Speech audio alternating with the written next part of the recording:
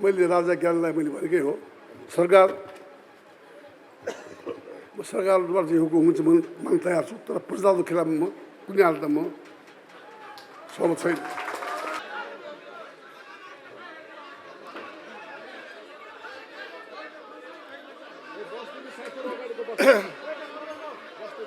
साथीहरू, नेपाली कांग्रेस राष्ट्रिय भेलाका सभापति शशाङ्क कोइरालाज्यू,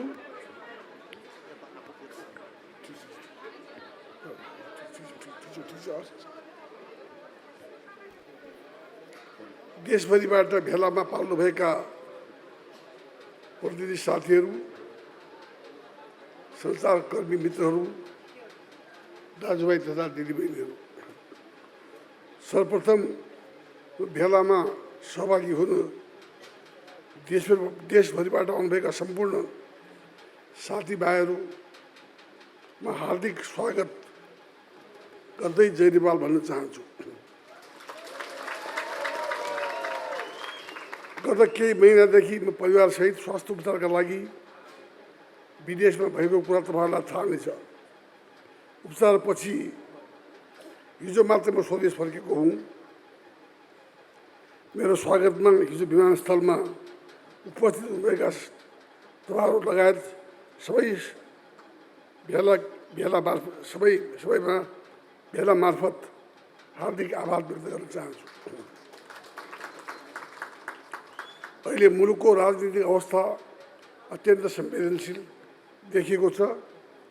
यो संवेदनशील अवस्थामा नेपाली कांग्रेसका सम्पूर्ण साथीहरूले बडो सजग भएर राष्ट्रिय एकता कायम गर्न लोकतन्त्रलाई सुदृढ गर्ने भूमिका खेल्नुपर्ने हुन्छ। समाजमा अहिले पनि निराशा देखिएको छ। उनीहरूको निराशा आशामा बदल्नुपर्ने हुन्छ। यो दायित्व पनि सबैभन्दा पुरानो लोकतान्त्रिक पार्टीको नेताले नेपाली कांग्रेसले लिनुपर्दछ।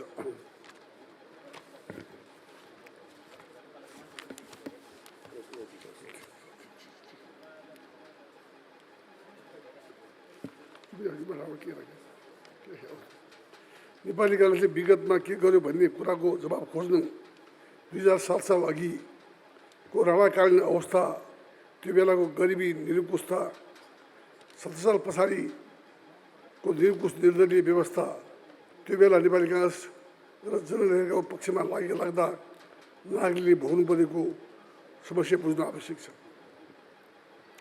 हाम्रा अग्रजहरूले ज्यानको आहुति लिएर बलिदानपूर्ण सङ्घर्ष गरेर अनेक दुःख कष्ट सङ्घर्ष भोगेर मुलुक अहिलेको अवस्थामा आएको हो। हामीले हाम्रो इतिहास बिर्सिने हो भन्ने हाम्रो गन्तव्य चाहिँ नहुन सक्दछ। इतिहासबाट पाठ सिकेर नै गन्तव्य तय गर्न सके मात्रै सही बाटो पहिलाउन सकिन्छ। विगतका कठिन राजनीतिक परिवर्तनका कथाहरू समाजले नपढ्ने हो भने हाम्रा पुर्खाहरूको विधानको राजनीतिक इतिहासका कथाहरू टोलमा नयाँ पुस्तासँग पुर्याउनु अनुरोध गर्न चाहन्छु। विगतमा केही पनि भएको थिएन, जे भयो सब खराब भयो भन्ने भाष्य समाजमा फैलाउने हो भने छैन नाफा त कसैलाई होला, तर मुलुक झन्झन कमजोर हुँदै जानेछ। मुलुकका विगतको इतिहासमा गर्व गर्नुपर्दछ। त्यो वातावरण बनाउने काम आम नेपालीहरूको नेपाल तथा नेता तथा कार्यकर्ताहरूको कालमा आएको छ। 2007 सालको दिनको राणा शासनको शासनकाल नेपाली कांग्रेसको नेतृत्वमा अन्त्य भएको हो। 46 सालको प्रजातन्त्र बहालीको आन्दोलन पनि नेपाली कांग्रेसको नेतृत्वमा सफल भएको हो। 62 सालको 63 आन्दोलन नेपाली कांग्रेसको सफल भएको हो। 2072 सालमा नयाँ संविधान नेपाली कांग्रेसको नेतृत्वमा जारी भएको हो। यिनै परिवर्तनले अहिले स्वतन्त्रता, खुला समाज, लोकतन्त्र, प्रेस स्वतन्त्रता प्राप्त भएको हो। त्यसैले अहिलेसम्म जे जति राजनीतिक परिवर्तन भएका छन् त्यसको नेतृत्व नेपाली काङ्ग्रेसले गरेको छ। त्यसमा मलाई गर्व पनि छ। यी परिवर्तनमा अन्य राजनीतिक दलहरूको महत्त्वपूर्ण भूमिका पनि म स्मरण गर्न चाहन्छु।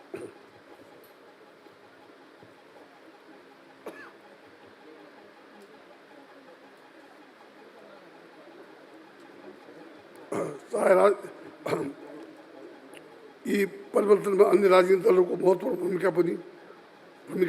भूमिकालाई पनि म सम्मान गर्न चाहन्छु। हरेक राजनीतिक परिवर्तनमा राजनीतिक दलहरू बिच एकता भएका छन्। यो नेपालको मौलिक राजनीतिक संस्कार पनि हो। त्यसैले विगत खराब थियो भन्ने गलत भाष्य समाजमा जबरजस्त फैलाउन खोजिएको छ। यसलाई चिन्ह तपाईँहरूले राजनीतिक परिवर्तनको हरेक मोडमा काङ्ग्रेसको भूमिकालाई गर्वका साथ समाजमा छलफल र बहसमा लैजानुपर्ने समय आएको छ। अहिले लामो इतिहास बोकेको नेपाली काङ्ग्रेस पार्टीभित्र चरम विवाद सिर्जना भएको छ। विशेष महाधिवेशनको नाममा पार्टीलाई कमजोर बनाउने गरी विधि विधान पद्धति विषय काम भएको छ। यो विषय अहिले सम्मानित सर्वोच्च अदालतबाट पुनरावलोकनको अवस्थामा रहेकोले यसमा थप टिप्पणी गर्न चाहन्न। तर सर्वोच्च अदालतबाट हामीलाई न्याय हुने कुरामा म पूर्ण विश्वस्त छु। नेपाली काङ्ग्रेसभित्र भावनात्मक रूपमै एकता र मेलमिलाप आवश्यक छ भन्ने कुरामा फेरि स्पष्ट गर्न चाहन्छु। नेपाली काङ्ग्रेस 2007 सालमा सङ्घर्ष गरेदेखि अहिलेको युवा पुस्तासम्म 4 पुस्ता सदस्य रहेको पार्टी हो। यो पार्टीमा विवाद हुँदा समग्र मुलुकको राष्ट्रियता लोकतन्त्र कमजोर हुने खतरा हुन्छ।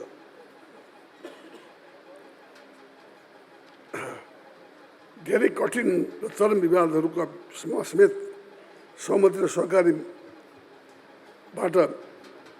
मेलमिलाप गरेको अनुभव अवस्था छ। त्यसैले पार्टीभित्र देखिएका असहमतिलाई सबै साथीहरूको न्याय हुने, सबैको भावनाको कदर हुने गरी बृहत्तर एकतामा बदल्नुपर्छ। त्यसमा कोही पनि व्यक्ति केन्द्रित हुँदैन। एकताको आधार बन्नुपर्दछ। म आम नेपाली काङ्ग्रेसका नेता तथा कार्यकर्तालाई पार्टी एकताको पक्षमा दृढ हुनुपर्ने आह्वान गर्न चाहन्छु। हामी पार्टीका एउटै परिवारका सदस्य हौँ। व्यक्तिगत आग्रह पूर्वाग्रहभन्दा माथि उठेर पार्टी लोकतन्त्र राष्ट्रियतालाई सर्वोपरि ठाउँ। मुलुक अहिले राजनीतिक, आर्थिक र सामाजिक, धार्मिक, सांस्कृतिक रूपले कठिन परिस्थितिबाट गुजिरहेको छ। नेपालमा पहिलेदेखि नै चल्दै आएको साझा संस्कृतिको पहिचान, धार्मिक स्वतन्त्रता र सहिष्णुतालाई सम्बोधन यसका लागि वर्तमान संविधानको आजसम्मको अभ्यासदेखिका केही समस्या र त्यसका कार्यान्वयनमा देखिएका घटनाहरूको अनुभवको आधारमा बृहत्तर राष्ट्रिय सहमति खोजी संविधान प्रदत्त प्रक्रिया व्यवस्थाका आधारमा निकास दिन पहल गर्दैछु। राष्ट्रिय र लोकतान्त्रिक शक्तिको बीच संवाद गरी राष्ट्रिय सहमतिका साथ अघि बढ्नु म दृढ सङ्कल्पित छु। मुलुकको यो विभिन्न परिस्थितिमा राष्ट्रियता, लोकतन्त्र, जनताको हितका लागि जुनसुकै भूमिका निर्वाह गर्न आफूलाई तयार राखेको छु। साझा उद्देश्य र सङ्कल्प भएका सबै राष्ट्रिय राजनीतिक शक्ति र व्यक्तिसँग सहकारी ढोका खुला गर्नु साझा उद्देश्य र सङ्कल्प भएको सबै राष्ट्रिय राजनीतिक शक्ति र व्यक्तिसँग सहकारी ढोका खुला गर्नुपर्छ भन्ने मेरो विश्वास छ। आज महामानव बिबी गोयलले देखाउनु भएको राष्ट्रिय एकता र मेलमिलापको मार्ग अझ बढी सार्वजनिक छ।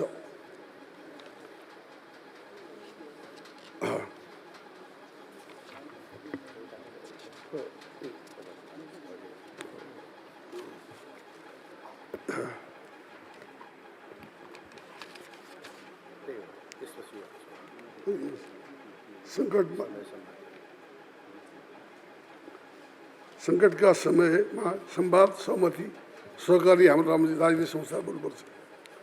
राष्ट्रियता, लोकतन्त्र, समाजवाद र नागरिक सर्वोच्चमा मेरो जीवनको मूल आदर्श हो।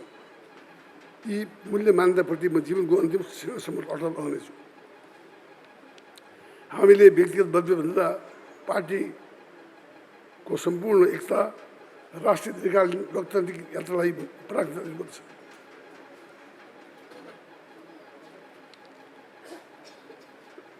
यति बेला नेपालमा विभिन्न भूभागमा वर्षाका कारण बाढी, पहिरो, डुबान भइरहेको छ। विपत्तिबाट केहीको ज्यान समेत गएको छ। धेरैको घर परिवार र व्यक्तिहरू प्रभावित भएका छन्। दयनीय अवस्थामा जीवन गुजारा गरेका छन्। बाढी पहिरोमा ज्यान गुमाउनेप्रति हार्दिक श्रद्धाञ्जली अर्पण गर्दै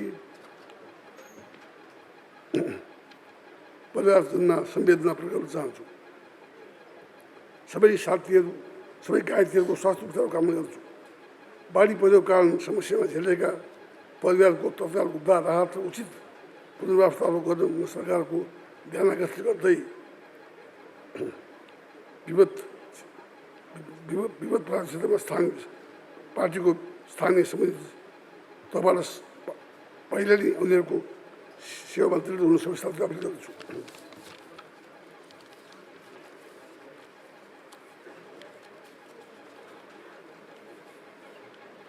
अन्तमा राष्ट्रिय भेलाले निर्वाही कार्यभित्र विश्वासको मत नहोस्, संवाद सहकारी बढोस् र पार्टी फेरि एकताबद्ध भएर मुलुकको लोकतान्त्रिक पद्धतिको रक्षा गर्दै सुदृढीकरणको यात्रामा सफल नेतृत्व होस् भन्ने मेरो हार्दिक शुभकामना व्यक्त गर्न चाहन्छु। अन्तमा म साथीहरूलाई केही भन्न चाहन्छु भनेदेखिलाई बोल्नु छ बाँकी छ। के भन्न चाहन्छु भनेदेखिलाई हिजो आज ठुलो राजा ज्ञानको विषयमा धेरै कुरा आएको छ।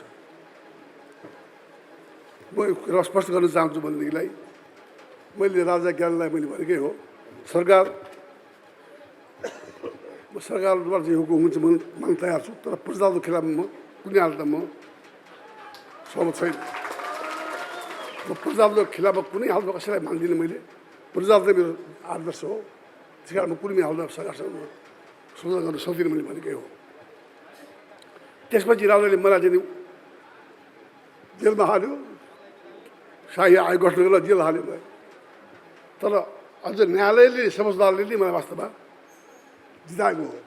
त्यस कारण मेरो न्यायालयका प्रति अटुट विश्वास भएको के भने विद्यार्थी बेलादेखि नै चाहे समझौता नियन्त्रण होइन, चाहे जसको जेल ठुल्दाखेरि पनि अदालतबाट हामीले पाएका हौँ। अहिले पनि मलाई विश्वास छ अदालतबाट हामी पाउँछौँ।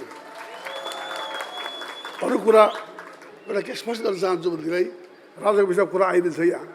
मैले भनेकै हो सरकार प्रजाको खिलाफमा जान सक्दैन, राजाले मलाई थुनेको। अब अहिले पनि राजा ल्याएर बैठेर राजा हुन्छ आएको हुन्छ।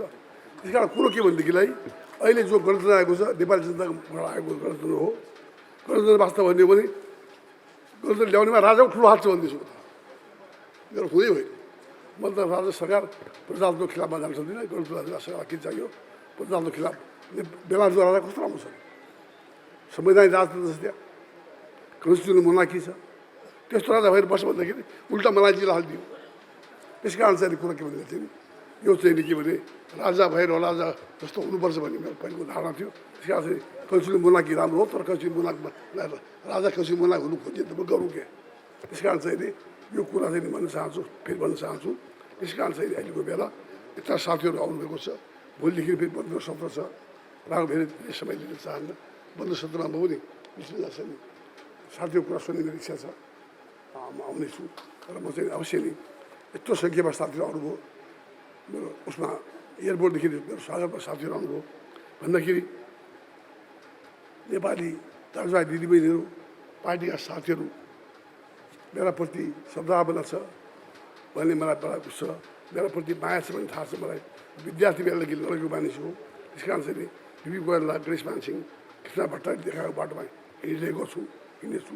गिरिश प्रसाद कोइराला सबैले देखाएको बाटोमा हिँडेको व्यक्ति हो।